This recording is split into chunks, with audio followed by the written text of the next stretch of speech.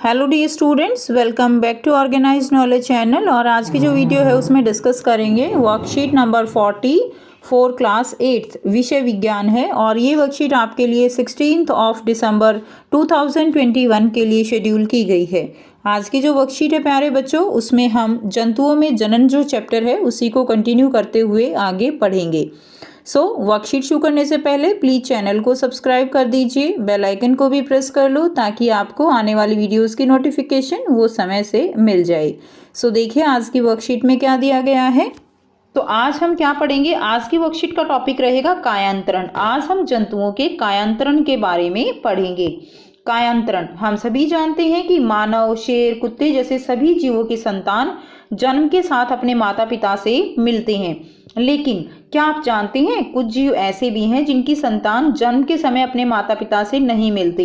क्या आप उन जंतुओं के नाम बता सकते हैं? रेशम कृमि के जीवन चक्र के बारे में हम कक्षा 7 में पढ़ चुके हैं। तो आपने कक्षा 7 में रेशम कीट के बेटा जीवन चक्र के बारे में पढ़ा था। आपने पढ़ा था कि उसमें जो है अंडे होते हैं और अंडे से क्या बनता है, अंडे से लार्वा बनता है जिसको हम इल्ली भी कहते हैं। और फिर लार्वा से कैटरपिलर, ठीक है, कैटरपिलर होता है जिसको प्यूपा कहा जाता है। और फिर उससे एक वयस्क कीट जो है वो बनता है। हम देखते हैं कि रेशम के कीड़े का कैटरपिलर या प्यूपा वयस्क कीट से बहुत अलग दिखता है। ठीक है, जो रेशम के कीड़े का कैटरपिलर या प्यूपा है वो जो वयस्क कीट होता है, जो पूरा ग्रो कर जाता है, पूरी वृद्धि हो जाती है, तो उससे बहुत अलग दिखता है। यहाँ वयस्कों में पाए जाने वाले लक्षण नवजात में नहीं पाए जाते हैं। मेंढक इस प्रकार के जंतुओं का एक अन्य उदाहरण है। तो मेंढक भी इसी प्रकार के जंतु का एक उदाहरण है जिसके अंदर इसी तरह की प्रक्रिया होती है, इसी तरह का जीवन चक्र पाया जाता है। मेंढक के जीवन चक्र में 3 अलग अलग चरण होते हैं। कौन कौन से चरण हैं? सबसे पहले देखिए क्या होगा। सबसे पहले अंडे होंगे। अंडे से क्या होगा, अंडे से टैडपोल या लार्वा बनता है। ये आरंभिक टैडपोल दिखाया गया है, ठीक है। और उसके बाद है ये बाद का टैडपोल। और फिर ये किस में बदल जाता है, ये वयस्क जो मेंढक है उसमें बदल जाता है।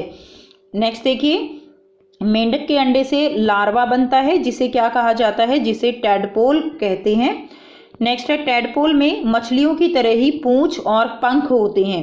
तो टैडपोल में मछलियों की तरह ही क्या होते हैं, टैडपोल के अंदर इसी तरह आप चित्र में देख सकते हो, इसी तरह मछलियों की तरह पूंछ भी होती है और पंख भी निकल आते हैं।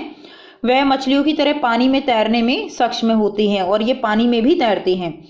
एक वयस्क मेंढक की पूंछ और पंख गायब हो जाते हैं। इसमें इस तरह की कोई पूंछ या पंख नहीं है जैसा कि चित्र में है वयस्क, और अब वह कूदने और तैरने में सक्षम हो जाते हैं। अतः हम कह सकते हैं कि लार्वा का कुछ उग्र परिवर्तनों द्वारा वयस्क जंतु में बदलने की प्रक्रिया क्या कहलाती है, कायांतरण कहलाती है। यानी जो लार्वा है उसके अंदर कुछ परिवर्तन होते हैं जिसके द्वारा जो लार्वा है वो किस में बदल जाता है, वो वयस्क जंतु में बदल जाता है।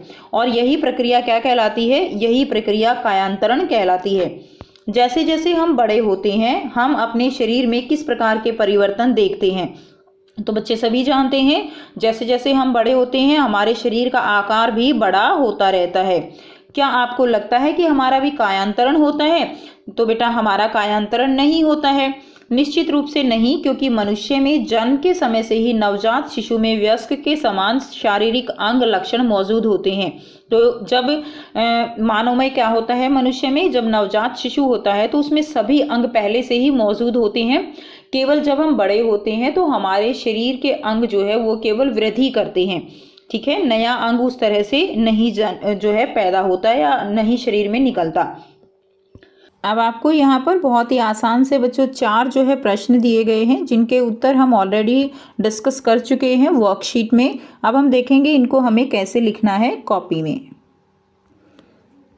प्रश्न 1 है, कायांतरण को उदाहरण सहित परिभाषित करें। तो आपको कायांतरण की परिभाषा देनी है। उत्तर लिखेंगे, लार्वा का कुछ उग्र परिवर्तनों द्वारा वयस्क जंतु में बदलने की प्रक्रिया कायांतरण कहलाती है। जैसे टैडपोल लार्वा, ठीक है, इसको हम क्या कहेंगे, इसको हम कायांतरण कहेंगे। जिसमें जो परिवर्तन होते हैं उसके द्वारा जो है वयस्क जंतु में बदल जाता है लार्वा या टैडपोल। सेकंड देखिए, प्रश्न 2 है, रेशम के कीड़े के जीवन चक्र की संक्षेप में व्याख्या करें।